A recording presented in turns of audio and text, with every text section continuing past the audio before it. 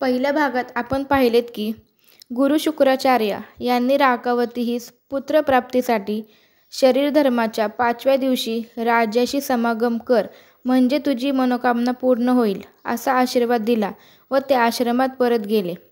त्यानंतर राजाने गुरुचे ध्यान करून राणीची इच्छा तृप्त केली व दोघेही स्नान व भोजन करून निद्रावश झाले. आता पुढील कथेस सुरुवात करूया.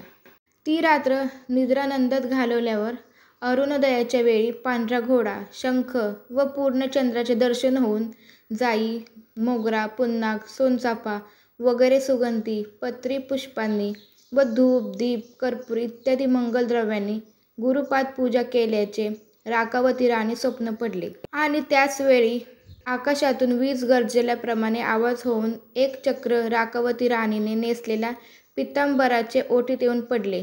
हे पाहून राणी जागी झाली व सभोवार आश्चर्याने पाहू लागली. या विलक्षण घटनेने मिश्र अशा स्वप्नाचे काय फळ मिळणार आहे कोण जाणे. असो, पण त्यावेळी मी गुरुपूजा करीत होते म्हणून हे शुभचिन्ह समजले पाहिजे. आता मी कसली चिंता करणे कारण नाही अशी राकावती राणीने आपल्या मनाची समजूत करून घेतली. गुरु ध्यानासक्त होऊन तिने ही स्वप्नाची हकीकत आपल्या पतीस कळवली. हे ऐकताच राजा म्हणाला, हे स्वप्न आम्हा उभयतास शुभप्रद आहे. गुरु शुक्राचार्याच्या आशीर्वादाने तुला शूरपुत्रच होणार आहे हे निश्चित. पतीचे बोलणे ऐकून राणी संतुष्ट झाली व राजा आपल्या राज्यकारभाराचे कामाकरिता दरबारात गेला. पुढे 1-2 महिने जाताच राणीचे मुखावर गर्भधारणेचे चिन्ह दिसू लागले व जसे दिवस जाऊ लागले तशी गर्भधारणा स्पष्टच झाली. ऋतुराज, त्याचे मंडलिक व प्रजनन आनंदित झाली. पुढे राकावती राणीस पूर्ण नवमास भरताच कार्तिक कृष्ण 6 रविवार सायंकाळचे सुमारास हस्तरहित असा पुत्र राणीच्या उदरी जन्मास आला. लागलीच ही बातमी सेवक लोकांनी राजास कळवली. त्यावर राजा खिन्न होऊन राणीच्या मंदिरात आला व पुत्राचे रूप नीटपणे पाहून राणीस म्हणाला, प्रिय, असा अंगवैकल्याने युक्त पुत्र आपणास झाला. यात माझी काहीच चूक नसून चूक तुझीच आहे. तू सायंकाळचे सुमारास अत्याग्रहाने माझ्याकडून गर्भधारणा करून घेतलीस. आता यास काय करावे. आमच्या पुत्रप्राप्तीच्या आकांक्षेचाच हा असा परिणाम झाला. असो, परमेश्वर कोपला तर गुरु रक्षण करणार हे तर सर्वश्रुत आहेच. आता तू जास्त चिंता करू नकोस असे सांगून राजाने राणीचे समाधान केले.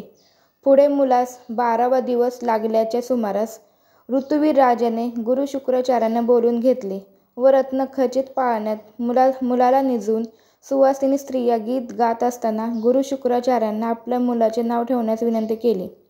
शुक्राचार्यांनी राकावती राणीस आपल्याजवळ बोलवले व तिला म्हणाले, महाराणी, आपला पुत्र कार्तिक कृष्ण षष्ठी रविवार सूर्यास्ताचे सुमारास जन्मला आहे, म्हणून मी यास कार्तवीर्यार्जुन असे नाव ठेवणार आहे. असे सांगून शुक्राचार्य पाळण्याजवळ आले व मनाने गुरु दत्तात्रयांचे ध्यान करीत त्यांनी मुलास नाव ठेवून मुलाच्या अंगावर हात फिरवला आणि श्री गुरु दत्तात्रयाच्या अनुग्रहाने सर्वांग शुद्ध होऊन जगप्रसिद्ध हो असा त्यास आशीर्वाद दिला.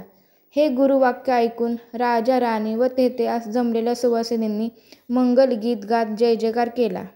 नंतर राजाने या मंगल कार्यास आलेल्या सर्व सुवासिनींना वस्त्रभरणे देऊन पाठवले.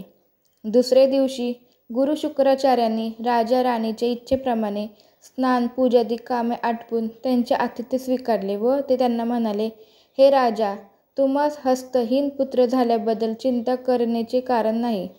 गुरु दत्तात्रयाच्या कृपेने तुमचे सर्व मनोरथ सिद्धीत जातील.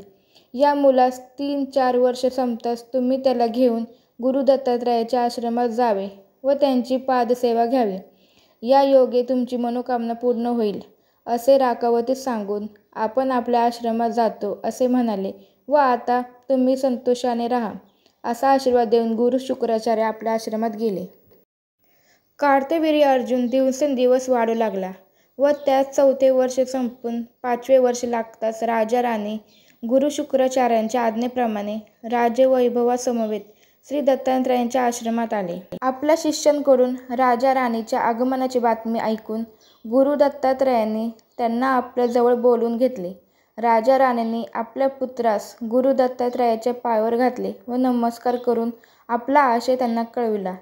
ते ऐकून व त्यांचा क्षेम समाचार व कार्तवीर्यार्जुनाचे अंगशुद्धीची हकीकत समजून घेऊन गुरु दत्तात्रय म्हणाले, हे राजा राणी, तुम्ही तुमच्या पुत्राच्या अंगशुद्धीबद्दल बिलकुल चिंता करू नये. हे गुरुवाक्य सत्य असे समजा. राकावती, तू पुत्रासमवेत काही दिवस गुरुजवळ राहून गुरुसेवा कर.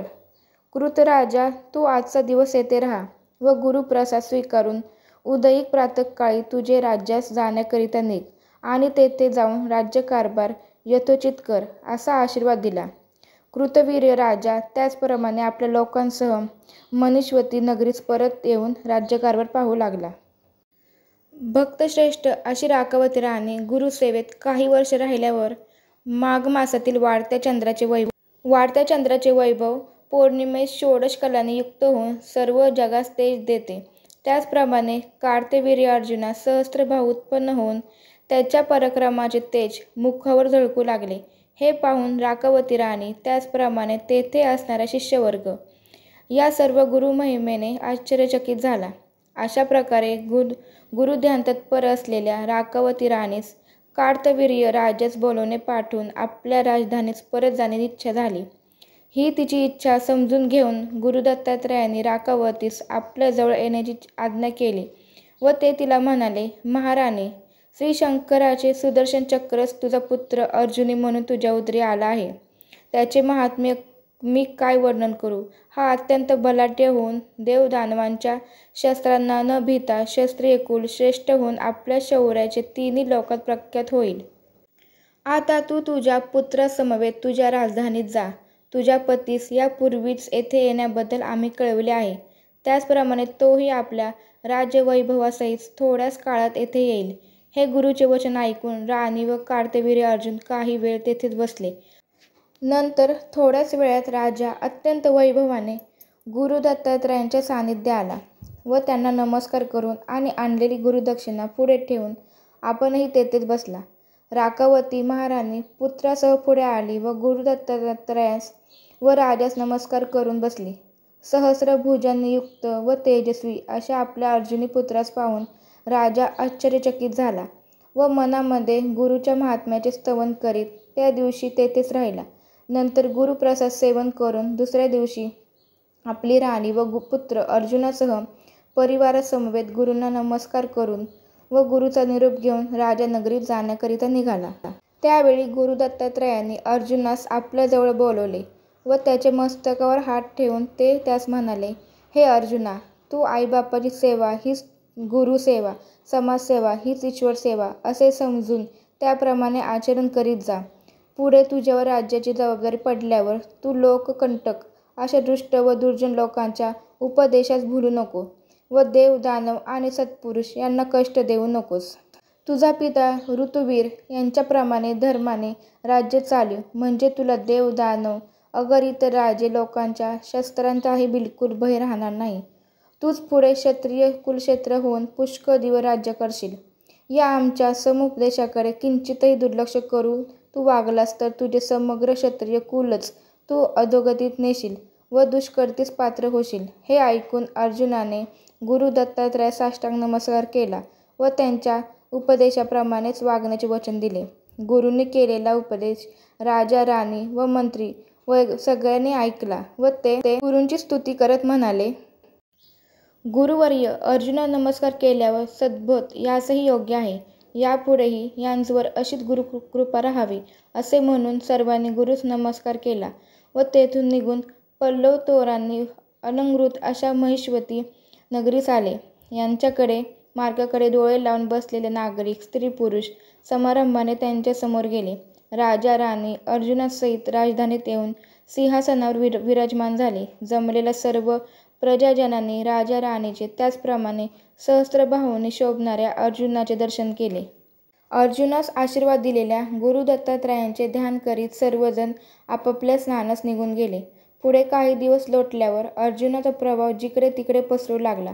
हे पाहून कृतवीर्य राजाने सर्व लोकांना विदित होण्यासारखा आपला राज्यकारभार अर्जुनी पुत्रावर सोपवला आणि आपण गुरुसेवारत होऊन तीर्थास निघाला. इकडे कार्तवीर्य अर्जुन गुरु दत्तात्रयांच्या अनुग्रहाने अष्टदश महाद्वीप साम्राज्यमती या नावाने प्रसिद्ध पावला व कैदेत ठेवलेला दशकंठ रावणास पौलस्त्य महादेवाच्या आज्ञेने सोडून देऊन माझ्यापेक्षा शूरवीर या त्रिलोक्यात कोणीच नाही या दुरहंकाराने राज्यकारभार पाहू लागला. याच्या पुढे सर्व राजे सामर्थ्यहीन झाले. अशा प्रकारची कथा सूत मुनींनी शौनकादी ऋषीस सांगितली. प्रथम अध्याय समाप्त.